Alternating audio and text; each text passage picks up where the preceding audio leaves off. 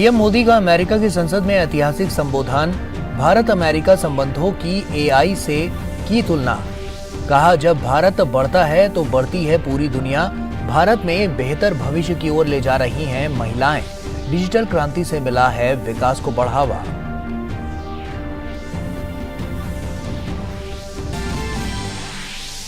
अमेरिकी कांग्रेस में प्रधानमंत्री नरेंद्र मोदी का जोरदार संबोधन। प्रधानमंत्री के संबोधन के दौरान 79 बार बजी तालियां। सांसदों ने 15 बार खड़े होकर किया स्वागत। प्रधानमंत्री मोदी के ऑटोग्राफ और सेल्फी के लिए सांसदों में दिखा उत्साह। अमेरिकी संसद में लगे मोदी मोदी के नारे।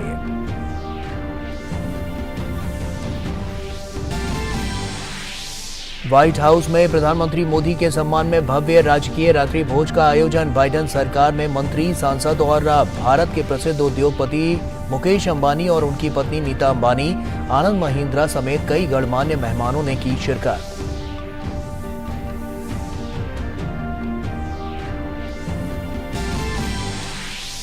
प्रधानमंत्री नरेंद्र मोदी और राष्ट्रपति जो बाइडेन की द्विपक्षीय मुलाकात के बाद संयुक्त प्रेस वार्ता। प्रधानमंत्री मोदी ने कहा, हमारे डीएनए में है लोकतंत्र और इसे जीते हैं हम। ऐसे स्थिति में नहीं उठता है भेदभाव का कोई सवाल। अगर मानव अधिकार नहीं है तो लोकतंत्र ही नहीं। सबका साथ, सबका विकास और सबका विश्वास है हमारी सरकार का मंत्र। पीएम मोदी ने अमेरिका को बताया भारत का सबसे बड़ा ट्रेड पार्टनर। कहा, भारत अमेरिका की निवेश साझेदारी वैश्विक अर्थव्यवस्था के लिए महत्वपूर्ण। आतंकवाद पर पीएम मोदी की 2 टूक। कहा, सीमा पार आतंकवाद पर होठ कार्रवाई। आतंकवाद के खिलाफ दोनों देश मिलकर कार्य करेंगे। अमेरिकी राष्ट्रपति जो बाइडेन ने व्हाइट हाउस में प्रधानमंत्री मोदी के स्वागत को बताया अपने लिए सम्मान की बात। विश्व के सामने मौजूद चुनौतियों का सामना करने के लिए भारत अमेरिका सहयोग को बताया अहम। दोनों देशों को बताया महान राष्ट्र, अच्छे मित्र और महान शक्तियां।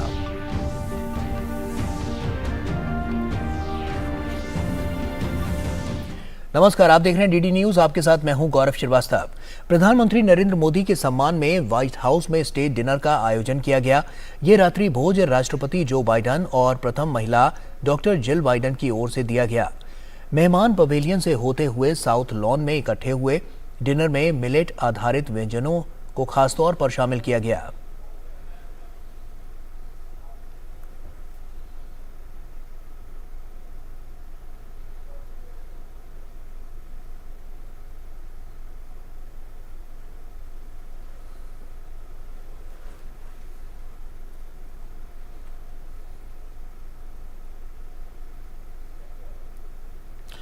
और वहीं भारत के प्रसिद्ध उद्योगपति मुकेश अंबानी और उनकी पत्नी नीता अंबानी, आनंद महिंद्रा, इंदिरा नोई भी नजर आए। इस दौरान अमेरिकी सांसद, खेल, कला, उद्योग से जुड़ी कई अन्य हस्तियां भी नजर आईं।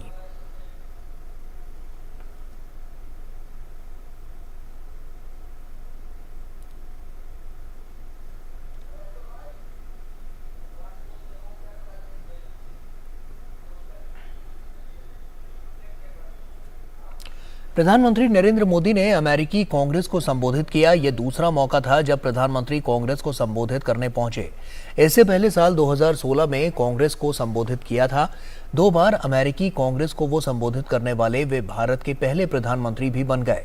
प्रधानमंत्री जब कांग्रेस सभागार में पहुंचे तब सांसद ने बड़ी ही गर्मजोशी के साथ उनका स्वागत किया। उनकी एक झलक पाने और मोबाइल में तस्वीर लेने की होड़ सी नजर आई। पूरा सदन तालियों की गड़गड़ाहट से गूंजता रहा। भारत अमेरिका के संबंधों की प्रगाढ़ता और नई ऊर्जा इस दौरान साफ नजर आई। प्रधानमंत्री ने अपने संबोधन के दौरान अमेरिका भारत के लोकतांत्रिक मूल्यों की एक बार फिर सराहना की। उन्होंने बताया कि बीते दशक में भारत ने किस तेजी के साथ विकास किया है। 10वें से 5वें नंबर की अर्थव्यवस्था बनना भी इसमें शामिल है।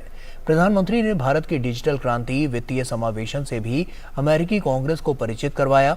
प्रधानमंत्री ने भारत की 140 करोड़ जनता की ओर से अमेरिका की मित्रता और उनकी गर्मजोशी के लिए धन्यवाद दिया। In the past few years, there have been many advances in AI, artificial intelligence. At the same time, there have been even more momentous development in another AI, America and India.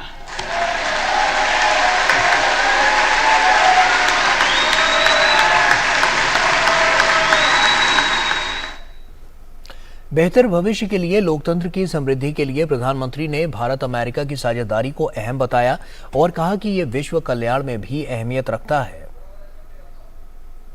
Now, the US is the oldest and India the largest democracy. Our partnership augurs well for the future of democracy.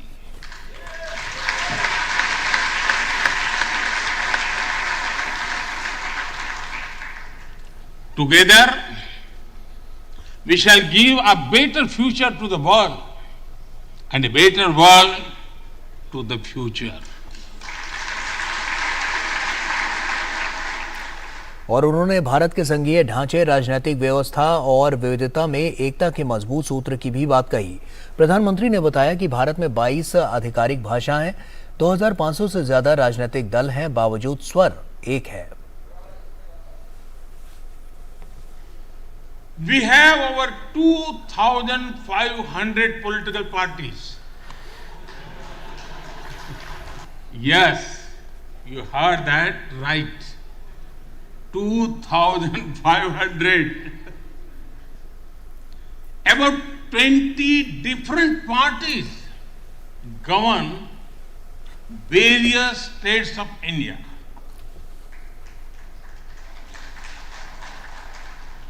We have 22 official languages and thousands of dialects, and yet we speak in one voice.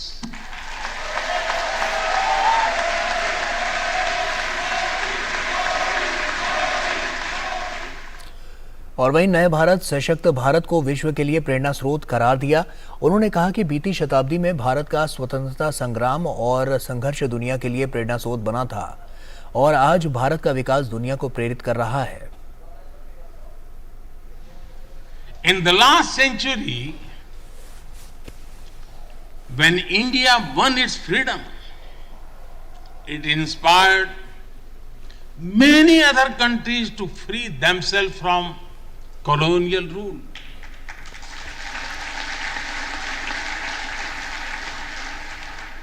In this century, when India sets benchmark in growth, it will inspire many other countries to do the same.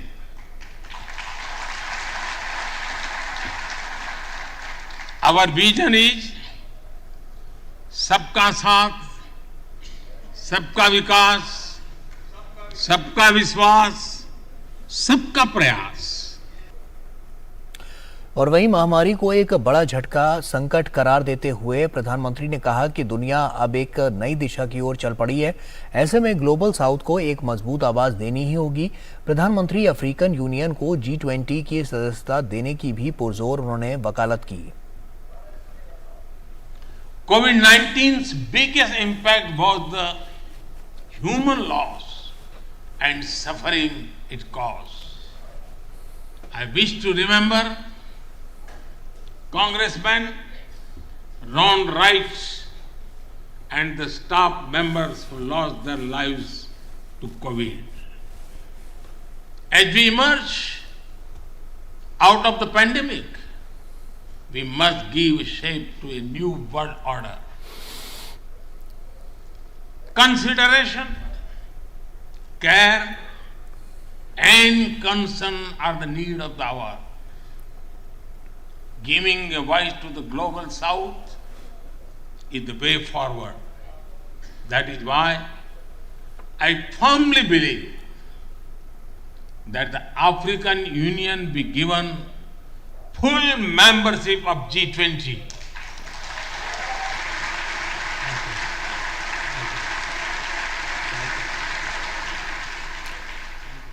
पर्यावरण के प्रति भारत के समर्पण और उस दिशा में उठाए गए नए कदमों के बारे में जानकारी दी। उन्होंने बताया कि साल 2030 तक भारत नवीकरणीय ऊर्जा को बढ़ावा देने के लिए क्या कदम उठा रहा है। Indian culture deeply respects the environment and our planet.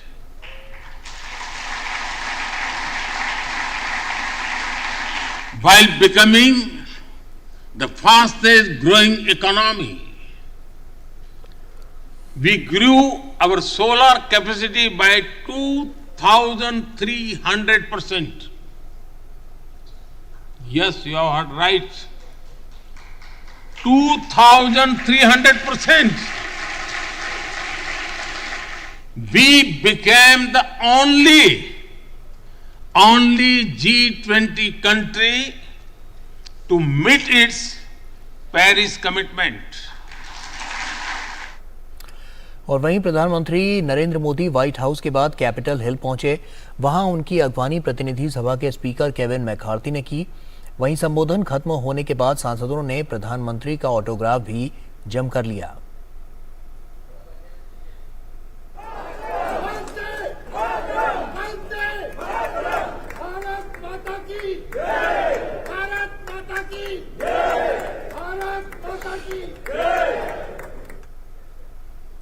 और वहीं अमेरिकी सांसदों ने प्रधानमंत्री मोदी के संबोधन के बारे में डीडी न्यूज संवाददाता अजय मिश्रा से बात की। Points according to you of this Prime Minister Modi's address to the US Congress, and he actually made history by addressing it twice. That's right, and I think he had a uniting, very powerful message of friendship, of the great things that we could do by working together. He talked about climate. He talked about business and opportunities that we have growing forward. He also talked and recognized that they are the largest democracy in the world and we're the oldest, and together it's a beautiful partnership. And I think it was living the global complications that we're living in today with China and Russia and Iran and people around the world. It's nice to know that we have friends like Prime Minister Modi. Right. So looking at the joint statement that has been released by the White House, what are the sectors that you think India and US can cooperate and collaborate going together in the future? Well, I think science, technology, education, healthcare. India has proven themselves through COVID and has been an example to the world, and the economic growth that they've shown us recently, I think clearly puts us on the path to a long partnership. Can you count how many standing ovations my Prime Minister got? Hey, I lost count, except for one thing. There was a lot of love there, and there's a lot of love and appreciation and affection for the people of India and for the Prime Minister. And then it's personal to me, my father served in India during World War II. And so I grew up with a great love and affection of the people of India. And then, hey, the Indian American community has made such a difference, so positive in America. The highest per capita income of any immigrant group in the United States, the highest percentage of millionaires of any immigrant group in the United States. And so over and over again, we see the positive relationship between the people of India and America. What do you think? What are the high points of this 45-50 minute long speech, and where do you see the India-US relations going forward from here? Well, a high point for me was to learn that India now has the fifth largest economy in the world. That's great. Okay, we want economic prosperity for the people of India, for the opportunities, and very likely as India grows, they'll be the third largest. And then I was also very appreciative of the Prime Minister referencing territorial integrity. With the war in Ukraine, with war criminal Putin attacking the people of Ukraine, this needs to be stopped. We should not have any wars in the 21st century.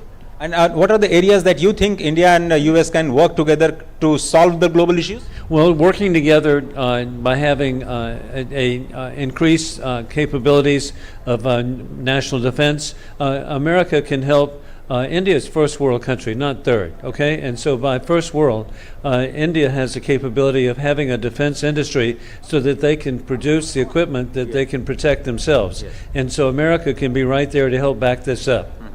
Thank you very much, Joy Wilson, for speaking to DD Network. It was pleasure having you on the Doordarshan Network. Thanks you very much. Thank you very much. What are the high points, according to you, of this Prime Minister Modi's address to the joint session of Congress? It was a very positive, uplifting speech about all the ties we have in the United States to India, both economically, technology, medical, to bring us into a new century of what he talked about, lightness, coming out of the darkness together. Talked about our defense cooperation together. Talked a lot about the Quad, which is our ability to confront communist China. But at the end of the day, just a very positive vision of hope between the two countries and how strong we envision our alliance moving forward. And I thought that was the most exciting thing about it. Not to mention, all the American Indians in the gallery were so passionate. Yes. I go to a lot of these, and I don't think I've seen the local population be so passionate about a leader coming from their country as I have today. So what do you think, what are the areas that India and the US come closer together to solve the global issues, as it was pointed out, be it the global the global warming, climate change and terrorism and things like that. So what are the global issues that we can actually work together? Well, I think he talked about the threats to democracy and sovereignty. That would be Russia, China, Iran, North Korea. He talked about the threats of terrorism, which is on the rise now in Afghanistan, and as you know from Pakistan, there are many terrorist threats. He also talked about the environment. How we need to sustain our environment, that we have a Mother Earth, we all have a duty to protect her, and he brought some humor as well, which I think surprised some of us.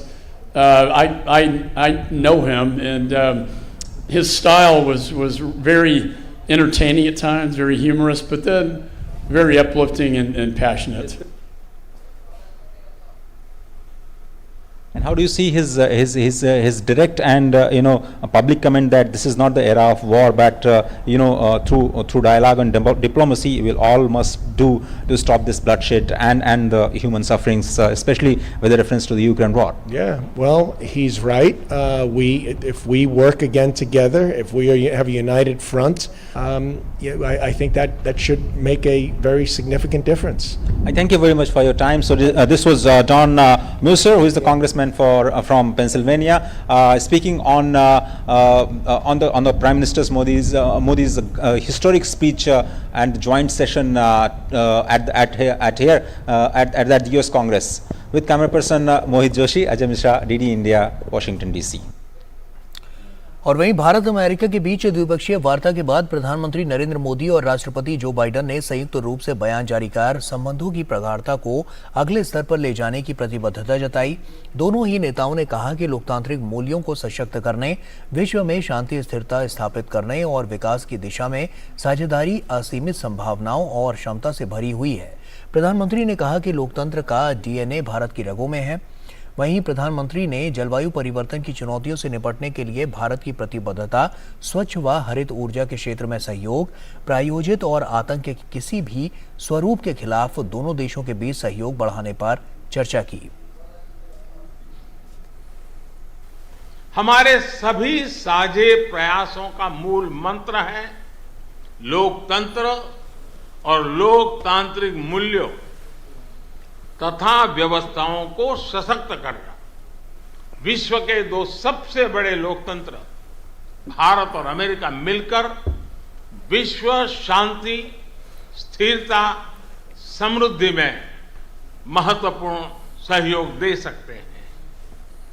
वैश्विक अनिश्चितताओं के बीच भारत और America trusted partners की तरह reliable, secure और resilient global supply chain और value chain तैयार करेंगे। आज अमेरिका भारत का सबसे बड़ा ट्रेड पार्टनर है।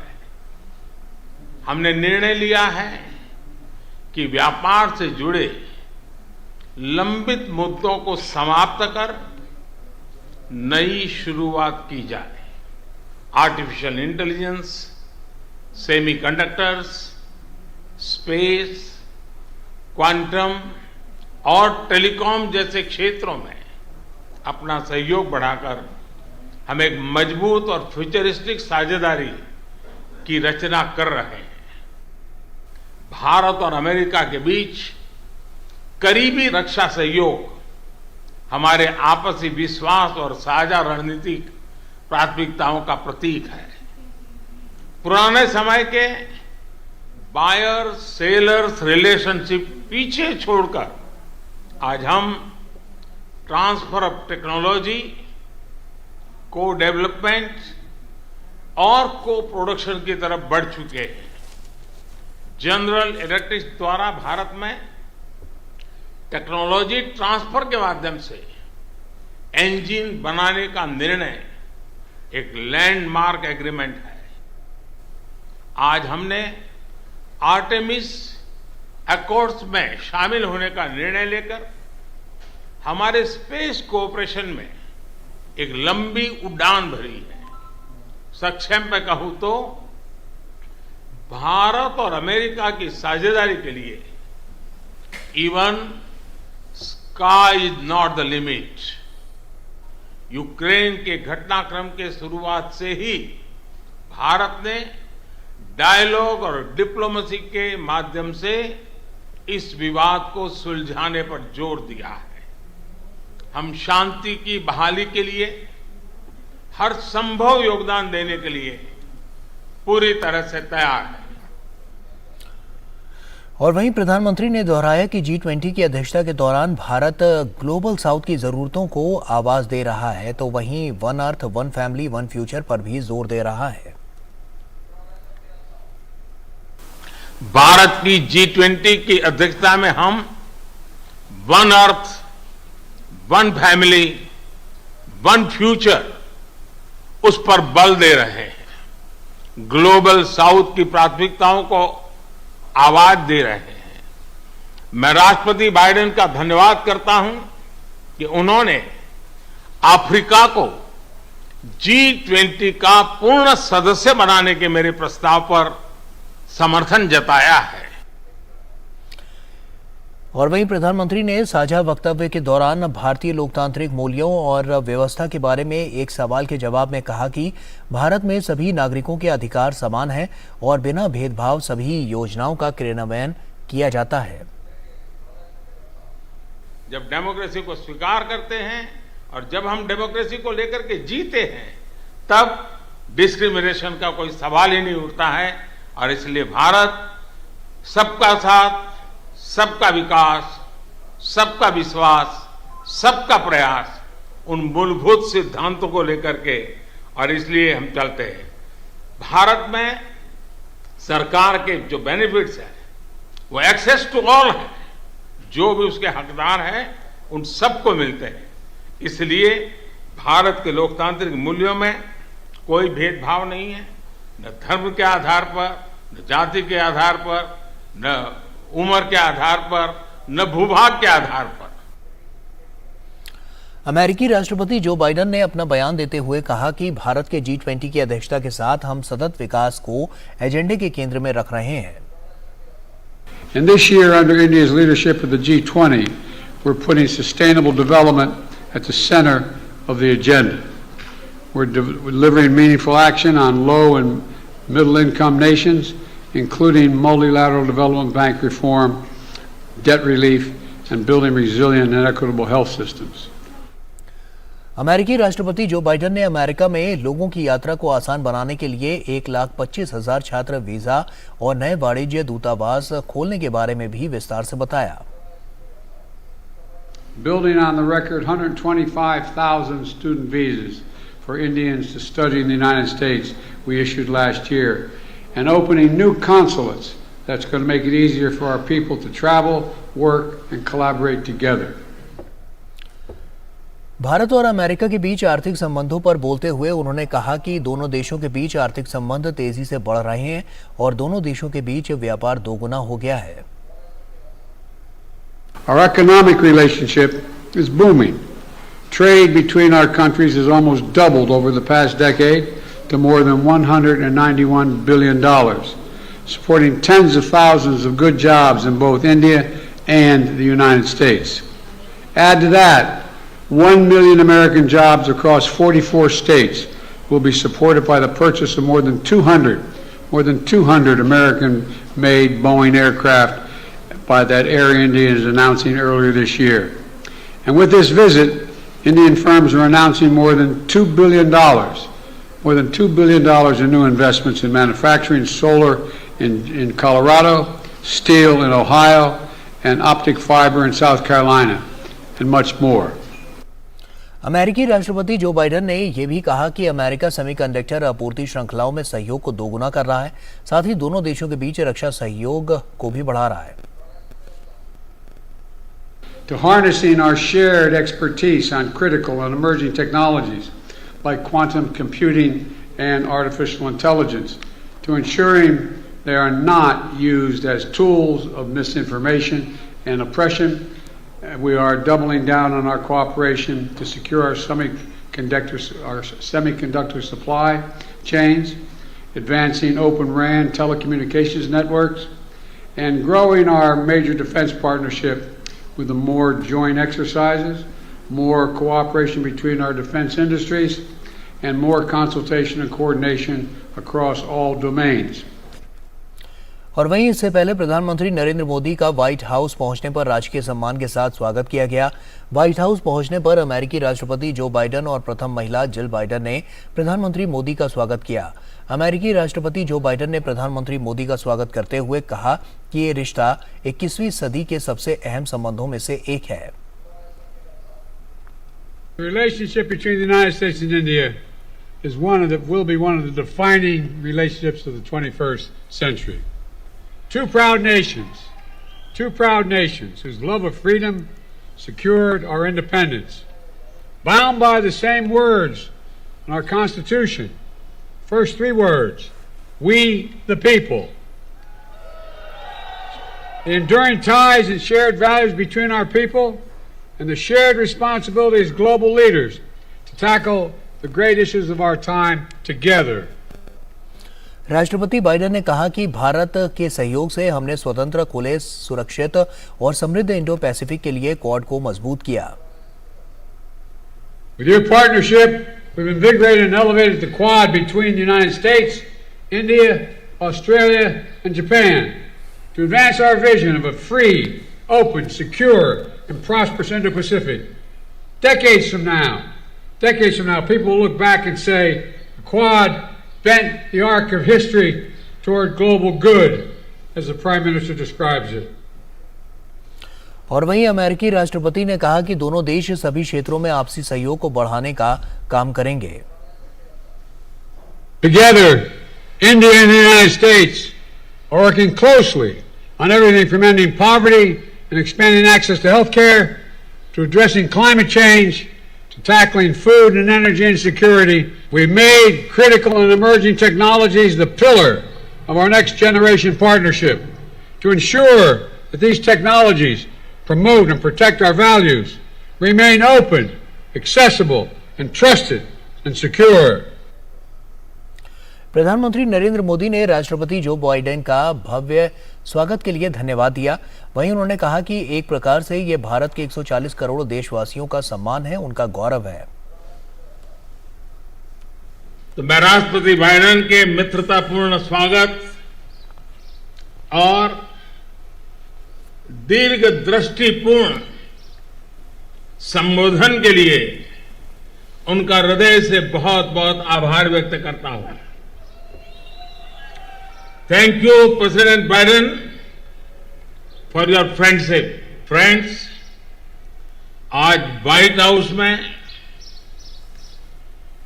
शानदार स्वागत समारोह के एक प्रकार से ये भारत के 140 करोड़ देशवासियों का सम्मान है, 140 करोड़ देशवासियों का गौरव है। ये सम्मान अमेरिका में रहने वाले 4 मिलियन से अधिक भारतीय मूल के लोगों का भी सम्मान है। प्रधानमंत्री मोदी ने कहा कि भारतीय अमेरिकी समुदाय के लिए व्हाइट हाउस के द्वार पहली बार खोले गए। करीब 3 दशक पहले एक साधारण नागरिक के रूप में मैं अमेरिका यात्रा पर आया था और उस समय मैंने व्हाइट हाउस को बाहर से देखा था। प्रधानमंत्री बनने के बाद तो मैं स्वयं तो कई बार यहां पर आया हूं, लेकिन इतनी बड़ी संख्या में इंडियन अमेरिकन समुदाय के लिए व्हाइट हाउस के द्वार आज पहली बार खोले गए हैं। और इसी के साथ फिलहाल इतना ही। दीजिए इजाजत, नमस्कार।